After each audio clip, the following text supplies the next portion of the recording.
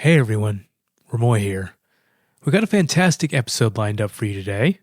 We're kicking off a series delving into the fascinating connections between gender and music.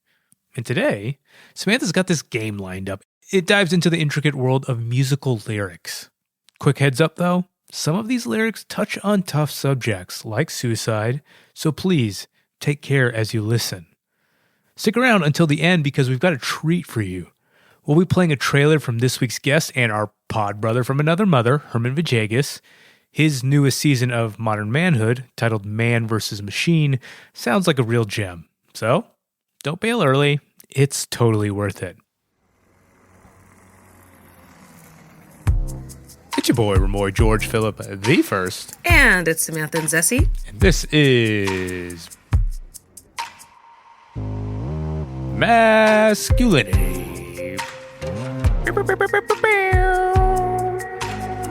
The show that investigates the performance of masculinity in the world today, and you know we spell it with a hard K. We're back, and it's the new year. Yeah, do you have any New Year's resolutions? LOL. I know the answer to that. Like, why do you hate New Year's resolutions so much, Remoy? Like, why? I mean, like, what would my resolution be? Like, to be any less amazing? To be not so perfect? I feel that's like counterintuitive. Why would I do that to myself or the world? For you, even. I mean, listen, please continue to be amazing. Continue to be you. Well, you do the same. You know, there's no way to make Samantha any better. Come on. Oh, stop. But I don't have any either, actually. It's going to be a good 2024. I think it is going to be good. And there's a great way to start it off, as you know. We're going to start the year with some fun. Oh, geez, it's another game, right? You know it. But it's not what you think, actually. You know, everybody was doing their Spotify Wrapped the last few weeks. Okay, wait. Like, I'll spare my hate of Spotify for another podcast. And Anyway, we've got a very special guest who was actually pretty into it. So we would like to welcome Modern Manhood host and our pod bro, German Villegas. Welcome, German. Hello. I'm so excited to do this. Yay. Thank you for joining us. So, German, this isn't your first masculinity podcast rodeo. Yeah. You know what comes next, I think. Yeah? Damn right, partner. Pop quiz. What are we talking about today? Oh boy, we're going to talk about music. We're going to talk about probably my Modern Manhood season. But yeah, I'm so excited about this music conversation we're going to have. Well, in the meantime, we're going to get our tape decks and 8-tracks ready and see if German comes through with all that he's promised. And that's right after this break.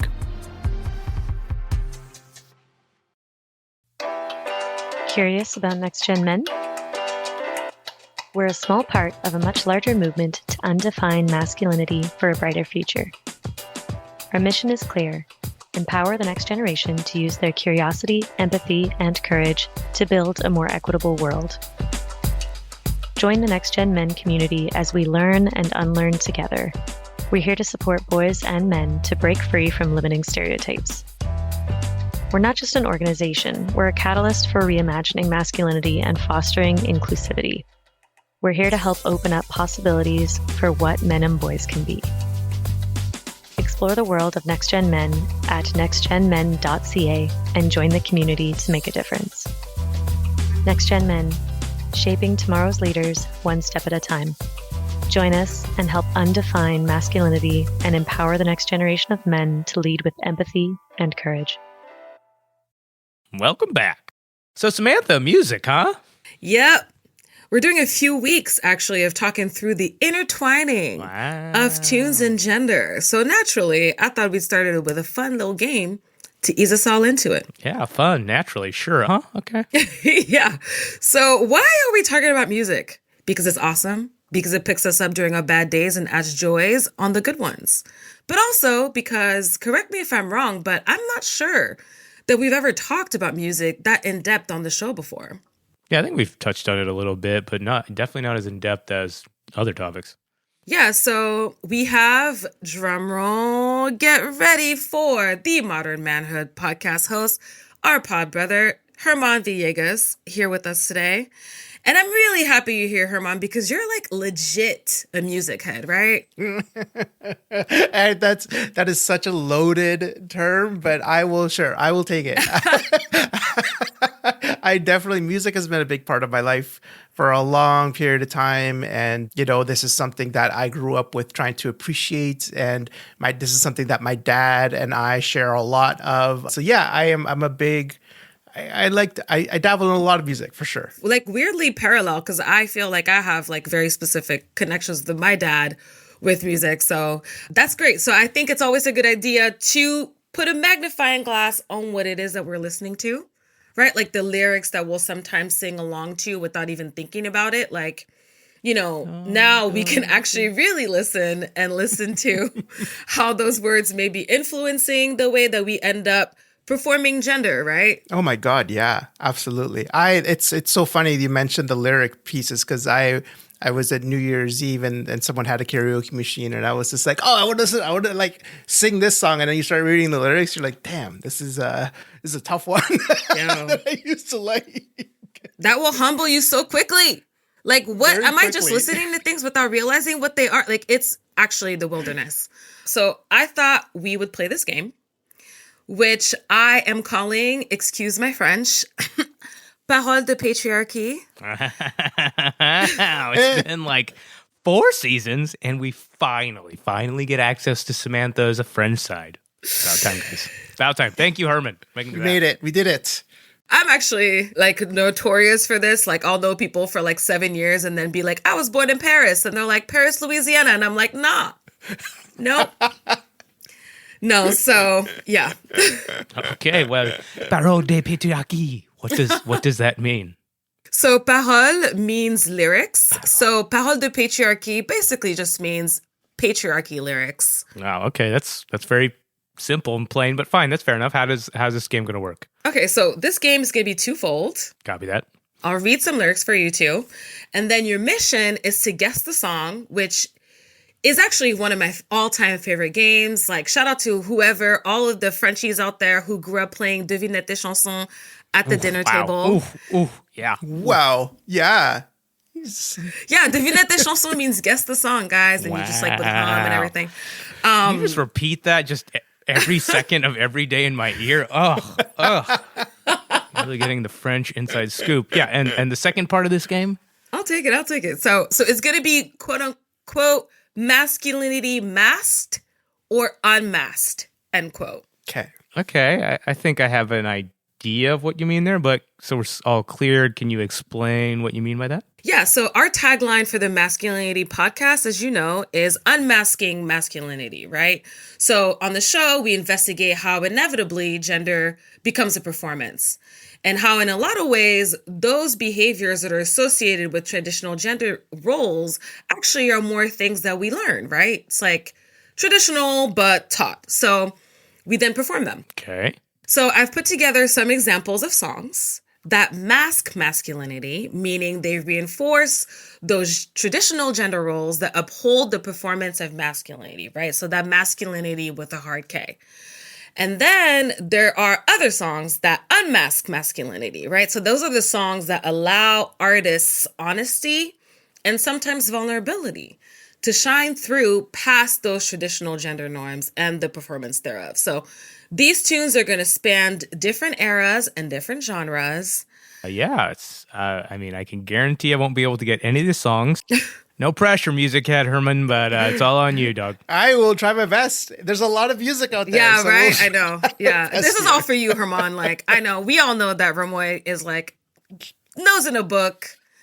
Remoy's not out here scouring the like music web. So, all right. Okay. So I'll start us off with the lyrics.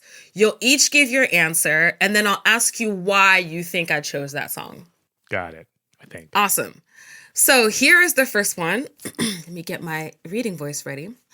I would say I'm sorry if I thought that it would change your mind, but I know that this time I have said too much, been too unkind. I tried to laugh about it, cover it up with lies. I tried to laugh about it, hiding the tears in my eyes, because boys don't cry. Boys don't cry. All right, so this is the classics. Do we know who this is? This is a classic.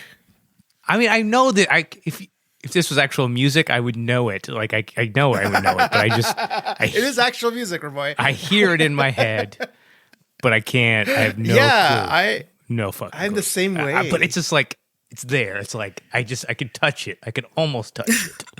Give me a hint. What's his genre?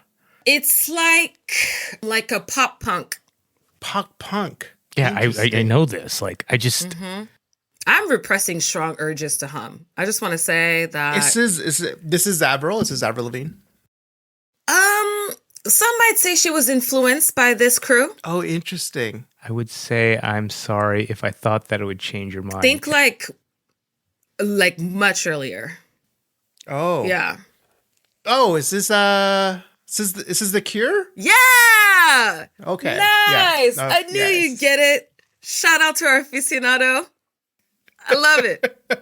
I also love that you think that Avril Lavigne is probably influenced by The Cure, but it's Yo. First of all, we should have started with the part where I say that I only listen to R&B, hip hop with occasional dabs in electronic. Fair. My fault. So she's not influenced by The Cure. I take it. Maybe she could. You never know. LOL. Wow. Cool. Queen Avril Lavigne, though. So I'll shout out to her. Shout out to Avril Lavigne. Okay, so now, is this unmasking or is this unmasking masculinity? Remoy, what do you think? I mean, you could see it as both. Like I would say, just to give it more credit than maybe it deserves, or maybe it is valid credit. Like I would say unmasking because it's like talking about like emotional repression and how we're made to believe that boys don't cry. I think, did I play the game right? Is that right? I think it's unmasking masculinity.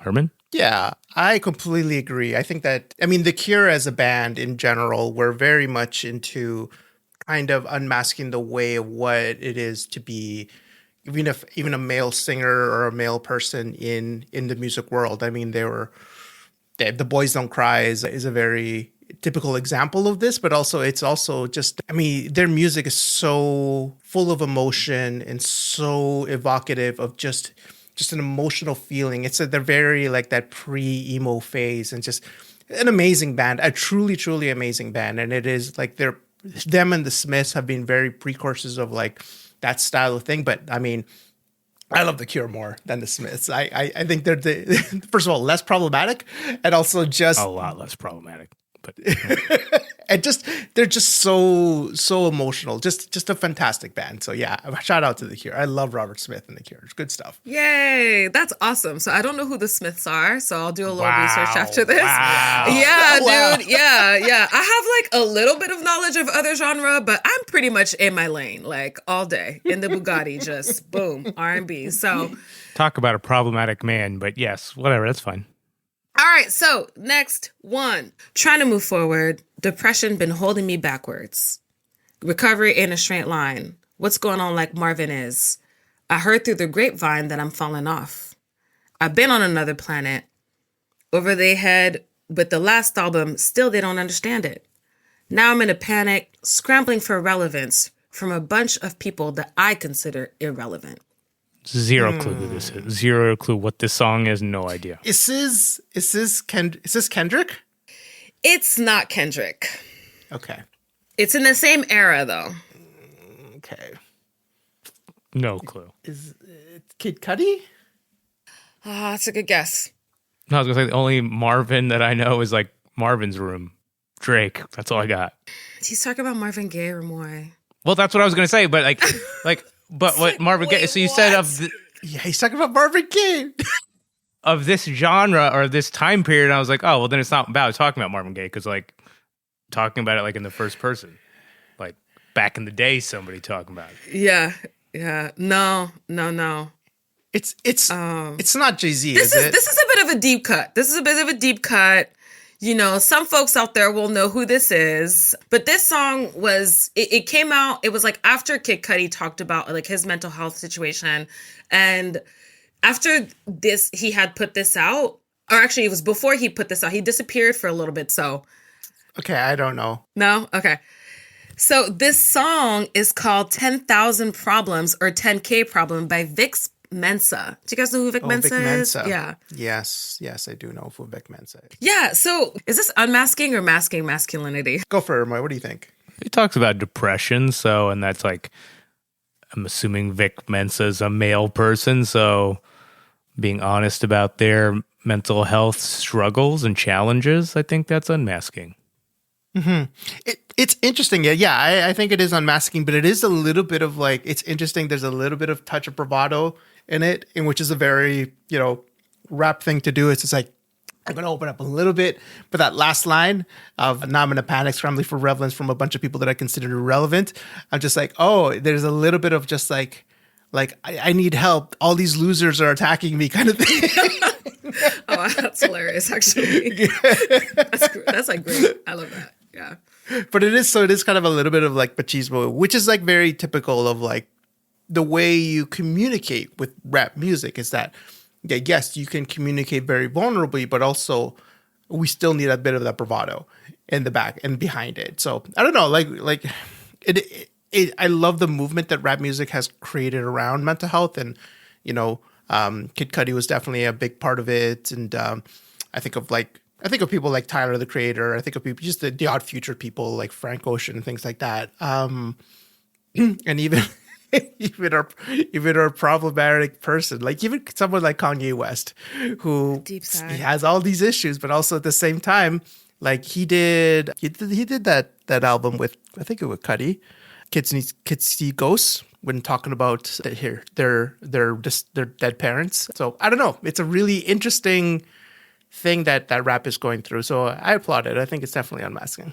Nice. I love it. So I agree with y'all, and I appreciate the fact that you brought out the bravado piece of that, because, I feel like, yes, to your point, there's been a lot of rappers that have been talking about the mental health. I would say that the bravado piece of hip hop, of course, which is like inherent kind of, in hip hop not just as a genre, but as a culture, there's no tipping point, right, where people are going to be so vulnerable that there's not going to be bravado.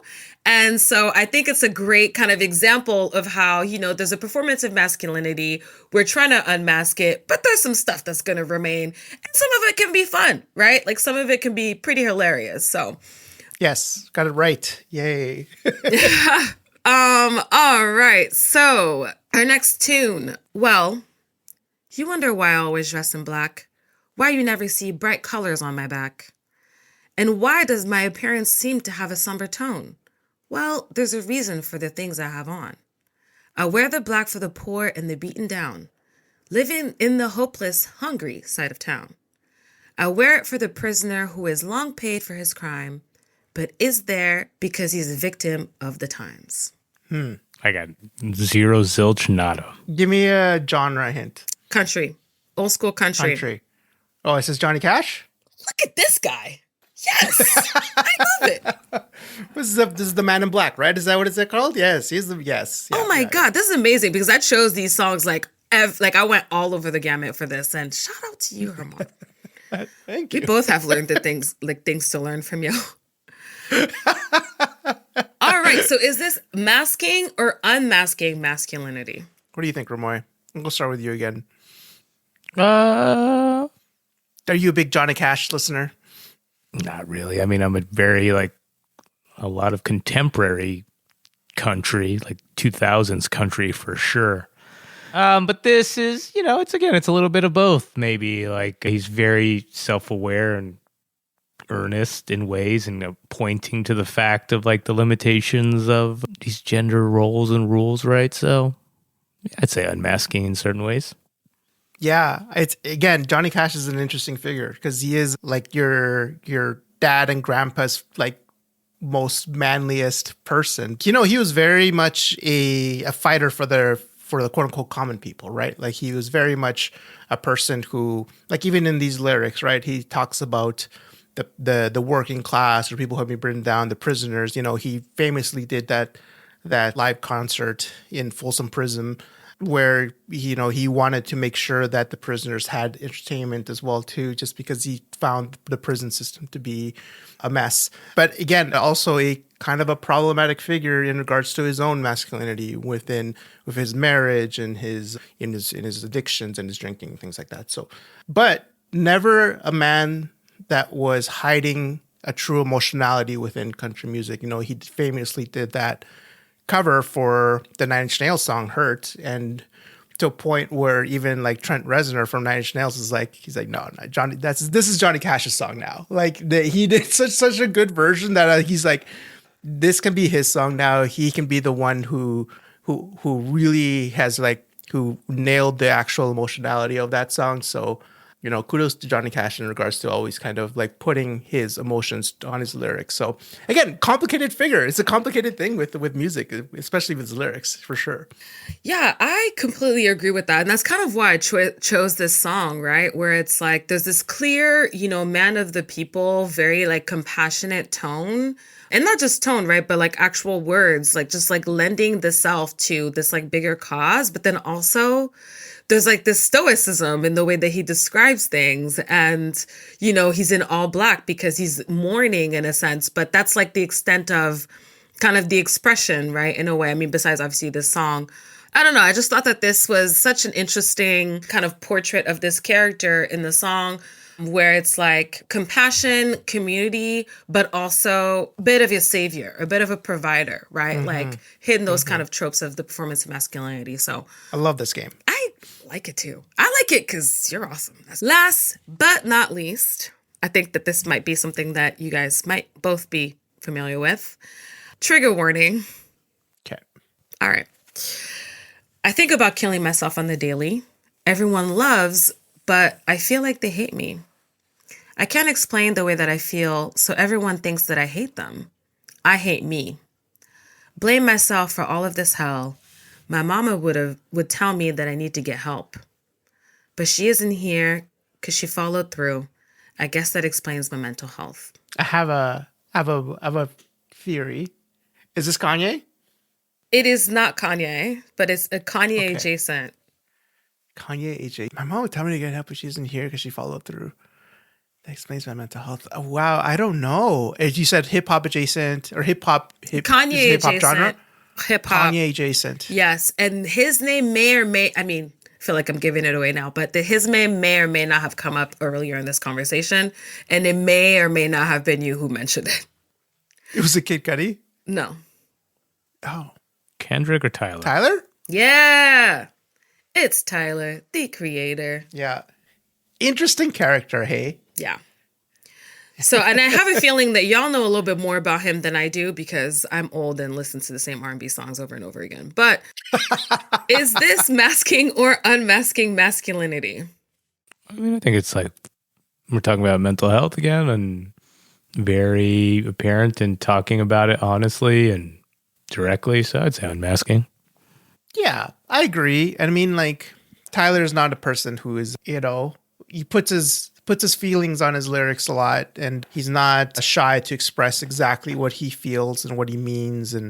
But again, it's also kind of this soft side to him. You know, he is gay, and he is a person who is not afraid to say that, and being very, again, it's that balance that he has of bravado-ness and of that in-your-faceness, and also behind it is a very talented musician and very emotional man.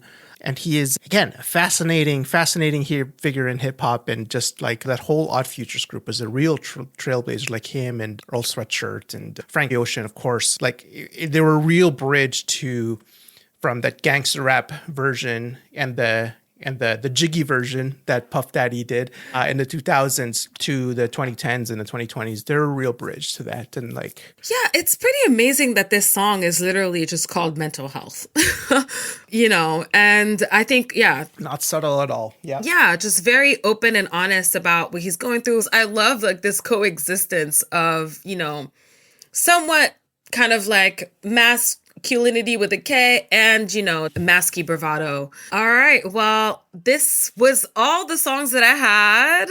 Good job. I wasn't keeping track, but I was having fun. Shout out to you, Herman. That's amazing. And Remoy, thank you very much for playing, because I know that games are your favorite thing and that you do it all the time because you love masculinity podcast games. Sure. That was so much unfun, not fun. All right. Well, appreciate your enthusiasm there. Well, that's probably the most you're ever going to get. So, well, that's probably fair enough. All right. Well, I think it's time for a deeper conversation about this parole de patriarchie. And since you two are true music aficionados, and that's almost French, Yeah. Italian. It's like sort of Spanish. something. It's one of those, the Roman languages. Languages aside, well, I'll sit back and I'll just listen as you two take on the music and gender conversation after this break. Stay tuned. And there's a pun in there somewhere, I swear.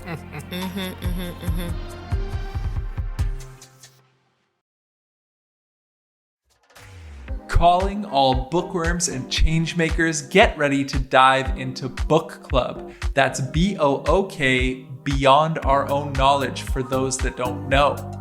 Explore a world of captivating reads that explore diversity, foster empathy, and spark personal and professional growth. Join a vibrant community of readers with over 650 male leaders to date. Engage in thought-provoking discussions and expand your horizons.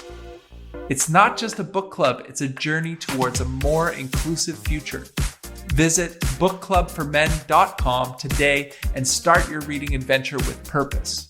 Book Club, where pages turn to progress and readership to leadership. Join the club and let's read for change. And we're back with Herman Villegas, our brother from the podcast, host of Modern Manhood. Always a pleasure. Thank you. I'm honored to be here again. Honored to have you, and I love talking to you because you always have so many things to talk about. And this time we're talking about music, which is awesome. I'm a big fan of R&B, big fan of jazz, big fan of hip hop, occasional kind of dips into electronic phase, which right now, shout out to Peggy Go, Gou, the shit. Everybody look it up. But I want to ask actually, now that we're just chopping it up here, what kind of music are you into? What are your go-to genres? Such a tough question. If I were to lean to anything, I would probably lean more into rock and punk and electronic music. Those are probably the ones that I would lean into the most. But I love hip hop. I love R&B as well too. I was getting to a couple of years ago, I was really into ambient music because I thought that was really neat because I was working a lot at home. And yeah, lately I've been getting into jazz. I think jazz has been just an interesting. It's when you're getting older, you're like, oh, I'm getting into jazz. Well, I'm reverse. I'm like Benjamin Button in that case. I've been listening to jazz since I was 3, and now I'm like, oh, rock. What is this? Right. But that's cool. So I wonder what you feel the performative masculinity looks like in that genre. Yeah. I mean, it's different now because rock has rockets in his dying breaths. It's like a genre, honestly. It was such a big genre that, was in the 50s and the 60s and especially in the 70s was the number one genre in the world. And until hip hop took it over, in the 90s and in the 2000s, and rock has never really recovered. But I have 2 really big rock bands that I like. I love Radiohead. Radiohead's one of my favorite rock bands of all time, and I love most of their music. I can sing a lot. It's one of the things my wife and I bond over is our love of Radiohead. And the other one is the Arctic Monkeys, and I love the Arctic Monkeys. I just went to see them just recently in Vancouver. But during that tour, they dressed up like the Greasers from the 1950s. So it's interesting how masculinity is performed in rock, just because there's such a we talked about The Cure, for example, earlier.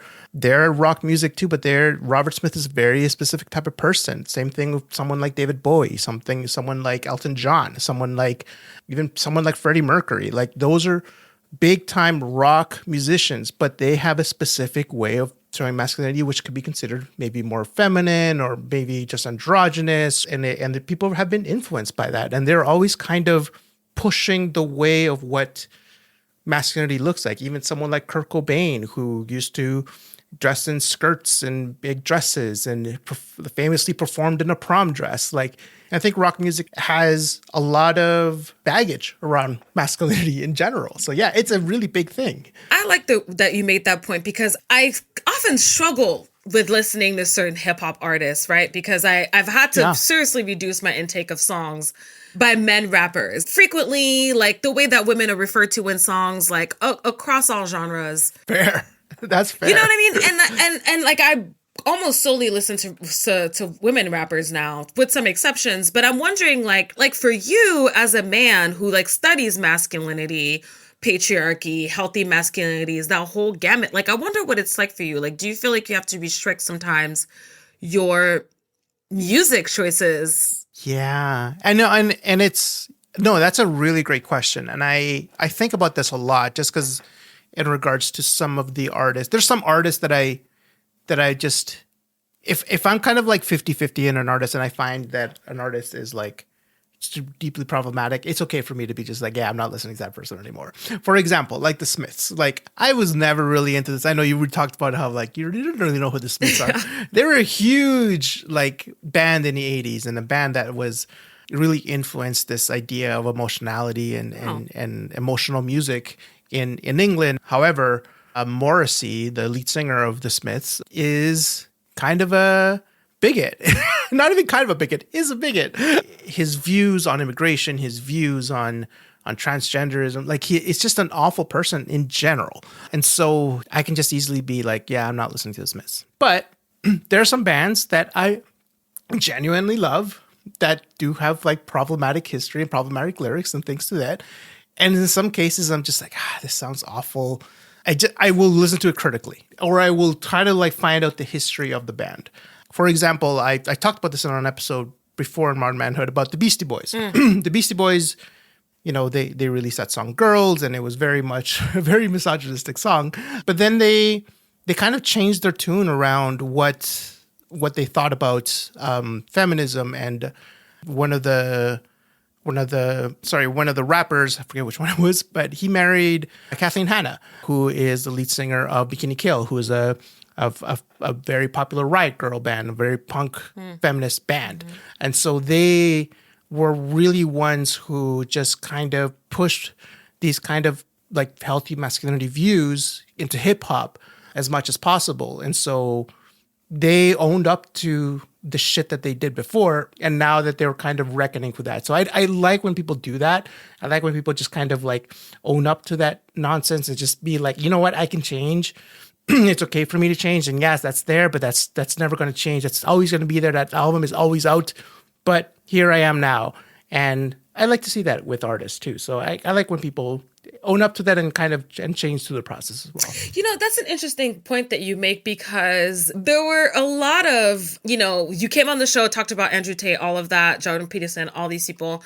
And it feels like there's a lot of parallels actually between, you know, like someone like a Morrissey, right? Who's like spewing all this like bigotry stuff while at the same time giving space for emotionality in the music. So I'm wondering, like, are there parallels that you're seeing, like being kind of a music head and then working on this season with male influencers? It's interesting. I was watching this documentary once about dubstep, and the subgenre that happened through dubstep, and it happened through England and through the UK, which was very kind of, you know, if you listen to electronic music, dubstep is a very subtle, kind of emotional type of music. But now when you hear the words dubstep, you think of people like Skrillex, or you think of like that or Deadmau5, or very like heavy bass heavy music.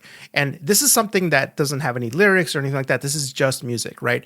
But because of the change into the popularity of dubstep, it became a lot more quote unquote masculine, which is a lot heavier. And even there was a term and that was called bro step, which the original dubstep people didn't really like. I mean, you see that in country music too, right? Like you hear like the bro country, or like the more aggressive something sounds and becomes a little bit more quote unquote bro-y.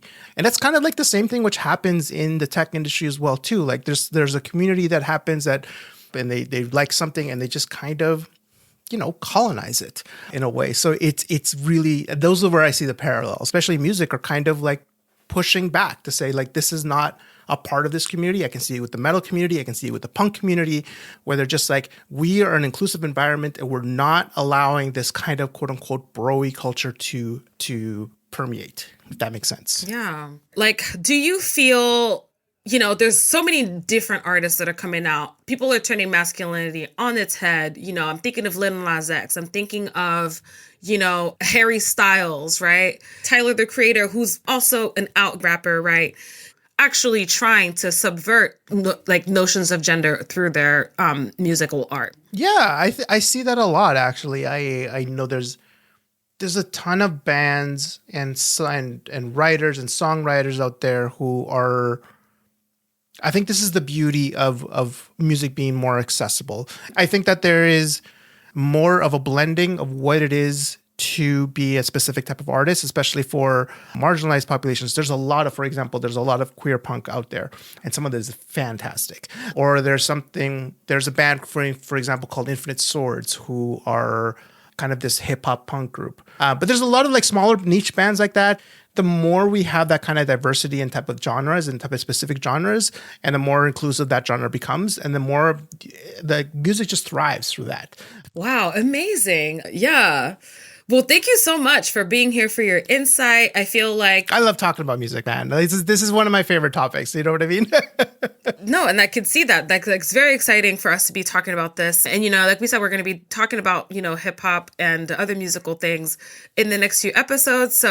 But before we leave, Herman, why don't you let everyone know about your new season that's coming out? Yeah, for sure. And you can probably head into the Modern Manhood feed right away if you want to do this right after this episode. This season's titled Man versus Machine, and it's kind of details my personal reckoning over the digital things that I have been a part of since I was a kid. Basically, the more I wrote about it, the more it became more of a personal tale about my life as a digital guinea pig, I called myself. Just of somebody who was throwing a lot of different types of technology at me, and I was a part of a lot of that, playing around with that technology and just what the possible gender dynamics that have caused with it. So, things like social media, of course, is a big part of it, but also just the same things that we talked about, how those communities that I wasn't really aware of, all of a sudden now I'm aware of how these things came to be, how people talked nowadays, and how especially men and women communicated through online ways. So that's a big part of the season as well, too. So yeah, I'm excited to bring it out. I'm excited for you to listen to it. So please go check it out. Yes, right away. You two really got into it, and I came out a little bit more knowledgeable. You're so welcome, my friend. Okay, a little early on that, but yes, thank you. Always and forever, at least for the next few weeks as we continue this music conversation. And boy, do we got some special guests to learn with. I obviously have so much more to learn. Well, funny you said that, because if you needed to, Remoy, you can head over to masculinitypod.com, where we have all sorts of educational resources, music and otherwise. Amazing. And you may even see us on IG Live for another episode of Beneath the Mask. I'll try to be there, at least in spirit. Yes, you will. And as some form of a fan or some form, I always bring you there. Appreciate you. But until then, it's your boy, Remoy George Phillip, the first. And it's Samantha and Zessie. And this has been Masculinity. Thank you for listening. Peace. Ciao.